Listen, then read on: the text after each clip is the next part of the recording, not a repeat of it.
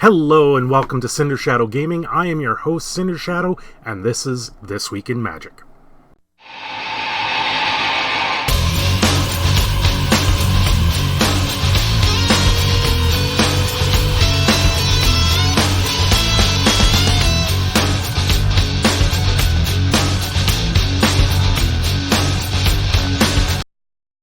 This week we've got talk about what's getting banned on Monday, because Monday, November 18th, is the new ban and restricted announcement day.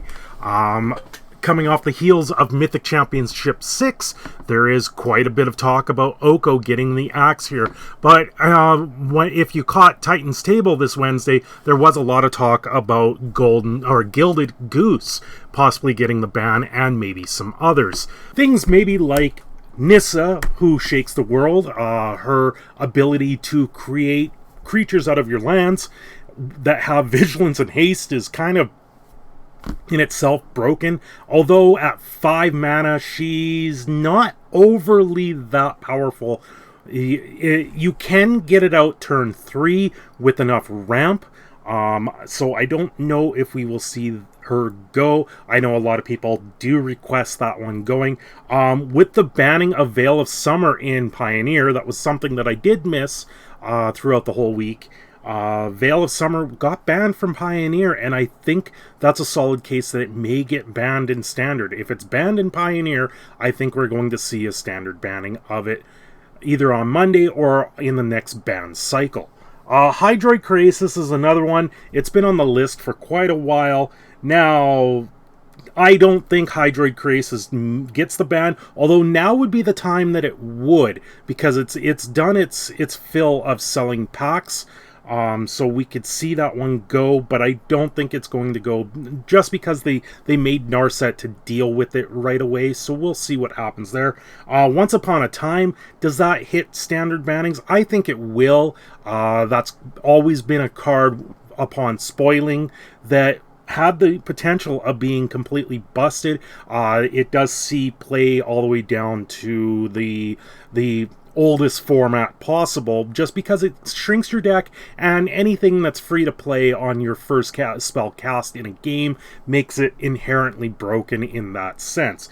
Now, the one in particular is Gilded Goose. It was one of the cards that showed up the most in the Mythic Championship decks. It's been a problem for multiple decks because it just lets you ramp too quickly. However, if you get rid of Gilded Goose, you need to get rid of the Gazer as well. That's the 0/3 that lets you drop an additional land on your first turn. You can't ban one without banning the other, because you either get rid of the problem entirely or you only half the problem, and that's why I don't think that the Goose will get the axe, because they would have to take that other card with it, and you're not seeing the play as much with the other card. You did quite a bit with the Field of the Dead and Golos, but you don't know. We don't know. We'll see what happens there. Is there a likelihood of Field of the Dead being unbanned? Doubtful at this point. I think a new set needs to come out to change the dramatic of Standard before we see a Field of the Dead unbanning. For those that are getting set to play the Festival Standard Cascade that starts tomorrow, today being Saturday when I'm recording this, there is a list of cards that have been banned from the Cascade event. This is nice to see that they're increasing the list of banned cards. In the past, they didn't ban anything from this event, and it was determined right away that certain cards need to go. Linvala was one that stopped things from being free casted and stuff like that, because it's a Cascade event. You need to have that open and be able to do stuff. But they're also getting rid of Deafening Silence, Rule of Law, Fae of Wishes, Flaxen Intruder. Flaxen Intruder is kind of interesting in my eyes. I don't really see that thing being that busted, unless, well, we're going to find out what happens with the adventure cards really fast in this event, I think. I think the way that they're going to work is you can cast these certain cards, and possibly because Flaxen Intruder is 1 mana, when it comes up you can choose either side of the card to cast, although I thought if it wasn't on anything but the stack, it only is the creature. So them banning Flaxen Intruder is quite interesting right off the bat. Linvala, of course, is banned. Teferi, thankfully, is banned. He would just make the format unplayable. Field of the Dead, I think, is a strange one from the standard Cascade. Although, I guess because it is just a normal standard deck, you can't really have Field of the Dead available there. And also Lucky Clovers, so you're not getting free cast after free cast after free cast. I think cascading into free casting could be ridiculous. It is very nice. There's lots of nice cards in this one. This is probably the best mix of the showcase cards with the Realm Cloak Giant, the Lovestruck Beast, and the Fae of Wishes, the Foulmare Knight, and the Rimrock Knight. These are all 5 cards that are being played, and it's, I think, out of all of the events that they've had for the showcase cards, this is probably the best mix of them. The biggest talk of this week, though, has been the mystery boosters. They were released in Richmond for the Magic Fest or GP that was going on there, and there was like 180 drafts or more or something like that were fired with these mystery boosters. Now, they have a convention edition, and these were these test cards that came out, much so like we have the Silver Cool Monstrosity or the Silver Emmercool Monstrosity, which has been dubbed Silver Cool for those that are in the know. And it's very interesting that these test prints cards came out. There's even one for Barry's Land, which became Waste back in Oath of the Gatewatch and stuff like that. So the test print cards are kind of neat. However, they were only available in the convention edition of the mystery boosters.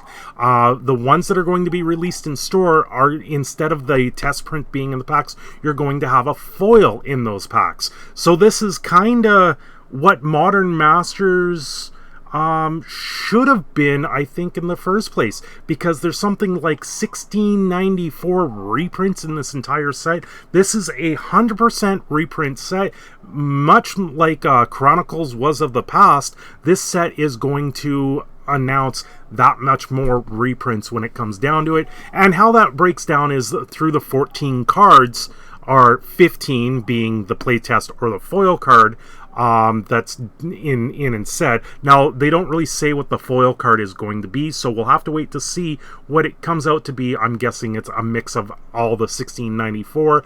Possibly it could be foil playtest cards. I doubt it, though. But they do have a full breakdown of the cards. And the way that they've done it is there's a 121 card sheet that everything pulls from.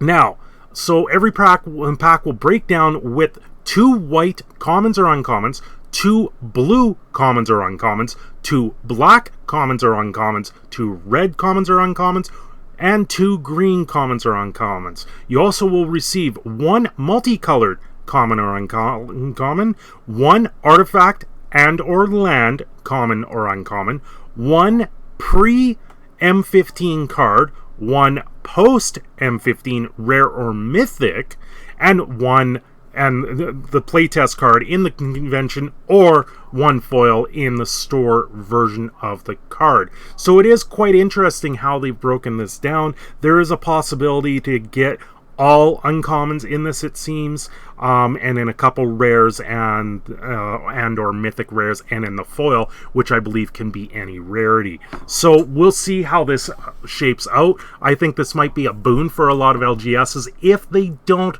go up and above a certain price for these packs. If they stick around the original Modern Masters price at the just under the $7 range, we're going to be happy with that. If they take them at the 10 or even $13, $14 or above for these packs, then a lot of people are going to be very disappointed. We don't know where they're going to fall yet. Those sealed events were very expensive at the convention, but you did get those one-of-a-kind test prints out of those packs, so we will see what happens with that when they come out. And then the other thing that came out, obviously, we have the State of the Game for November 2019. They've got the performance check-in. They've done some gameplay hitches, FPS drops, unresponsiveness. They've seemed to have fixed a lot of those issues. I know every once in a while we see a thing here and there. They've also seemed to determine how to clean up the memory leaks. I know if I'm running my laptop for too long in a day and I don't reboot it, the game still tends to lag, and I know people are still having a problem with the integrated graphics when you have an onboard graphics card, especially for laptops and on-the-go users. I did help one person with that, and it's simply you go into your device manager, and if you shut off your integrated graphics and tell your computer to only recognize the other graphics card that is in your computer, it tends to fix and solve a lot of those issues. So that is, if you're tech savvy like myself, then you'll know where to go for that type of thing. If you need more information, do catch me on a live stream and we can go through it otherwise. For the memory allocation, so that's done. The game crashes, they've had a lot less of them from what I've seen. Now, there is the social features. The friend list is finally coming to Arena. We're going to see that, I believe, come out on November 21st. And it's simply, you do it as how we've been doing the direct challenges. Now you take that name and you put it into this friend list. So we'll see what happens with that, if it creates unstable stuff. You know, these little tweaks, they got to make sure they work. And there always seems to be hot fixes after every major update there has been with this game. So don't be surprised if they have a little bit more downtime.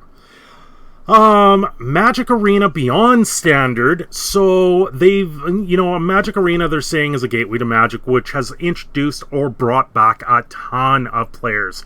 I know myself, I would not still be playing Magic if it was not for Magic Arena, as I can barely afford to do anything nowadays. So Magic Arena has let me really dive into the Magic standard, especially, and going forward, it's, we do have historic coming out, and I'll cover that in a little bit. There is historic cards that they have announced for the November 21st update that they are doing with that. Now, delving into Magic history, they're bringing back some very needed cards, or not necessarily needed, but historic style cards for Arena. They're making a curated experience for MTG Arena for great matchmaking. The matchmaking, in my opinion, is completely busted. Certain decks, I only play mirror matches right now in Arena, and it makes the game very frustrating, especially if you're a new player and you're coming there trying to build a new deck, and then suddenly you're playing the exact same deck, or you play the perfect matchup for that deck. I think their matchmaking needs to be really tweaked, or they need to get rid of the matchmaking tweaks. Although if that was to happen, you would play nothing but one tier 1 deck time and time again. There is times where you do play the intro decks, but it doesn't seem to come up nearly as much as it used to in the past. Digital Frontier, they're going to expand its possibilities in the digital space. There was talk of them making Pioneer in Magic Arena, and I know people were saying, oh, Pioneer will never come to Arena, and I said when they announced Pioneer, I was like, this is the format. I think this is the long-term goal of Magic Arena, is to create a Pioneer-friendly environment, and they're following up with the article saying that Pioneer is one of the formats that they're working towards.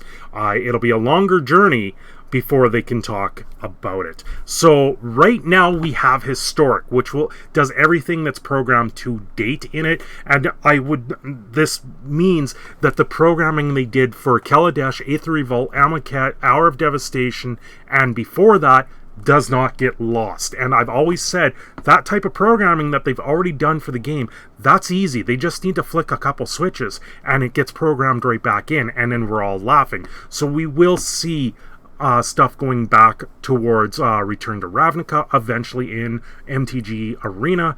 I think it's going to be a long journey. I would estimate probably 3 to 5 years before we actually see that programmed in. As for now, though, it is a working format. It seems Standard is playable. However, the current Standard is not very friendly when it does come down to the matches, especially the Oko decks. They've become very toxic for the Standard meta, and like I said earlier in the video, we're going to see either one banning, a slew of bannings, or no bannings come Monday. Historic, they're adding the 20 new cards for Historic, and I'll go over that. Experimental events. Well, one of those experimental events was the Oko Momir, which I know a lot of people did not like that event. I did not like that event. I thankfully got through it very quickly. A lot of people that I've seen posting about it, it took them upwards to 50 games to win 5, just because of the unfortunate tale of that. You also had the unfortunate luck of getting Bells and Lock, which would completely deck you if you did get that, and it'd be an instant loss of the game. So things that probably popular and coming back will be like the Omniscience draft, which isn't too bad, but I would like to see it outside of Core 20 for that draft. The Standard Shakeup, I think, is a great way to indicate which cards that Wizards of the Coast is watching for future bans, and cards that need to be maybe relieved of their duties in Standard, so we can have a safer and more fun determination of cards. They're looking at a Double Life and a Brewer's Delight. Well, not so much those ones. The Brewer's Delight kind of fell flat because that's what the Standard Shakeup, I think, is going to be. And Double Life, no one, unless you're playing your friends, I would like to see that in Direct Challenge, where you can play your friends at 100 life total, starting life total or something, so you can do these massive 250 card decks. Make it Ultimate EDH or Ultimate Commander or something. More things for Direct Challenge would be really nice in the client in itself. You would have more people running away from like the other programs that are out there, like X-Mage and Cockatrice, and solely playing on Arena, and I think you would get a lot more people buying into the game at that point. Digital Frontier, there's an understandable concern that the idea of new things with Magic. Luckily, we work closely with Magic R&D on finding the fun in whatever we do, and that's kind of what they're saying there. I do gotta say, the most tedious thing right now with Magic Arena is playing against the Cauldron Familiar Witch's Oven Cat combo. There is so many things you gotta click through to get through that, like Ajani's Pride Mate in the past, why they erected that card, where you would just put on the 1/1 counter onto the card instead of you always having to click through it saying, do you want to put this on it? The cat combo is a little bit different because you can take an action in between that every time, and the person that's running it, they got a ton of clicking. It's an unfortunate thing for Arena. It's a much better thing to see in paper because you can just go through the actions very quickly, but in Arena, you do got to take the time and go through it, and unfortunately that's the way things are. If you want to play that combo, you've got to get through it. Now you got to remember, best of 3 does have that 30-minute timer, so it does eat that time, and you got to watch out for that. But in the best of 1 scenario, it can take much longer because those games can go on forever. So the historic rollout. They've got 20 new cards entering the format on November 21st. New cards are going to be dropped every quarter. So that's every 4 months or 3 months we're going to get a set of new cards for historic, which is nice to see. Hopefully they build up the Poineer database at that point while they're doing that. Ranked historic best of 3 queue from November 21st to January 15th. I'm really, best of 3, it's fine. I guess with modern and stuff like that, your games are more likely to have a sideboard at that point. They're having a historic best of 3 tournament at the end of ranked season and competitive evergreen historic events starting in January. Evergreen meaning it's always going to be there. Now, maybe they can do that with Brawl. It would be very nice. Changing history. Historic is a non-rotating format where cards from throughout Magic history can live together. And, it's going to create more. They're kicking things off with 20 new cards in Historic Anthology 1. That's what they're calling it here. I don't know why they have to add in Anthology to every random thing that they're making, like Plane Chase Anthology and stuff like that. So Historic Anthology 1, first of all, will be available with this update. These 20 cards will be crafted using wild cards at a 1-to-1 rate. Or you can purchase a complete play set of every card, 80 in total, in the store for 3,400 gems. If you want to see the cards being added, stick around. Well, it's further on down. Then they have the Historic Launch event, which is November 21st, 25th. Entry costs 200 gems or 1,000 gold, and you play as many best of 1 games as you want, earning cosmetic rewards for the 5 of the new anthology cards along the way. This seems to be the rate going. That's quite interesting that they're doing it that way. Ranked Historic. Then once you're ready, jump into the best of 3 Ranked Historic.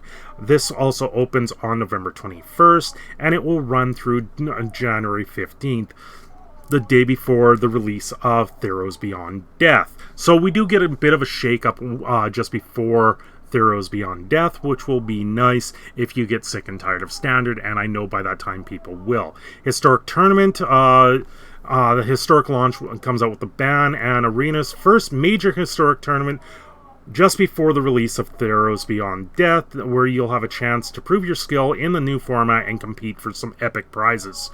They don't say what those prizes are, but we'll see going forward. Ongoing historic events. When Theros Beyond Death releases, Historic will transition to the off-season. We'll have an evergreen best of 3 historic event so that the competitive historic players will always have a home. But MTG Arena's focus will turn back to Standard until Historic Anthology 2, currently planned for March 2020. Historic Play Queue, and of course Historic will always be added to the Play Queue for quick, casual, best of 1 games. Data shows that players don't often stick around for games 2 or 3 in a consecutive queue like play. This leads to blah blah blah.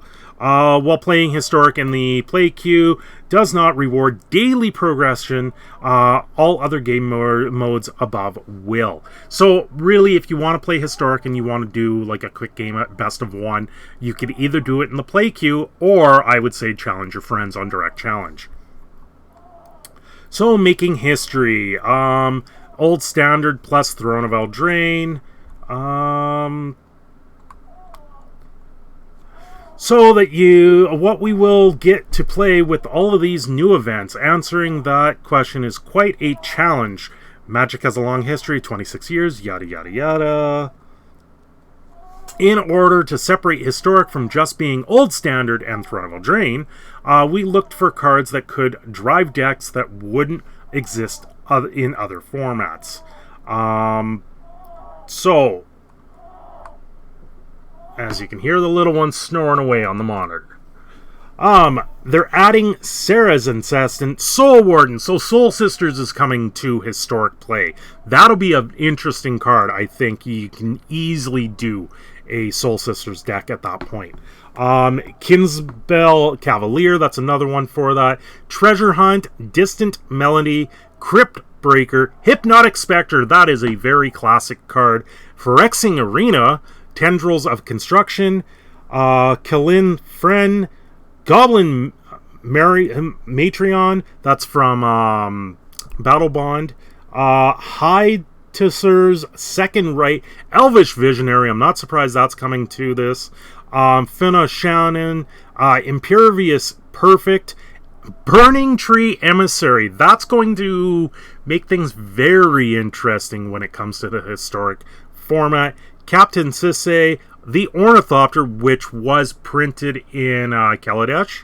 Mindstone, which is a very classic card at this point, and a Darksteel Reactors. So those are your 20 cards that are coming out. If you do want to look up more of those, the cards are not hard to find. I'm not going to go over them right now. We'll wait until Historic actually does get the rollout to go over those cards, maybe looking towards the future at that point. And then they have some sample decks in this article. So we'll see where things lie. Hypnotic Spectre with Darvel might be very interesting. Kitesail Freebooter with Hypnotic Spectre is another one. So this is stuff that they're talking about, where these cards may lay. So it is very interesting to see Historic coming out, but it does leave the question. They are working towards Pioneer, and it looks like Historic is the go-between until Pioneer does roll out. Then what happens to Historic? I think that's the question that's going to be on everyone's mind, is where do we go from there? Anyway, guys, thanks for watching this week. I know I'm a day late, but, you know, the job hunt is taking up most of my time at this current time. Things are okay for now, thanks to very generous people out there, namely Bo Falcon and DJ Vinyl, and the many, many people that do come watch my streams and check out this video every week. I am glad to do it, and I'm glad to stick around here for a little bit longer, as long as things keep rolling along. Until next time, though, thanks for watching, and have yourselves a great weekend, and we'll see you tomorrow or next week in the Standard Cascade Festival that's going to be on Arena. Have a great day.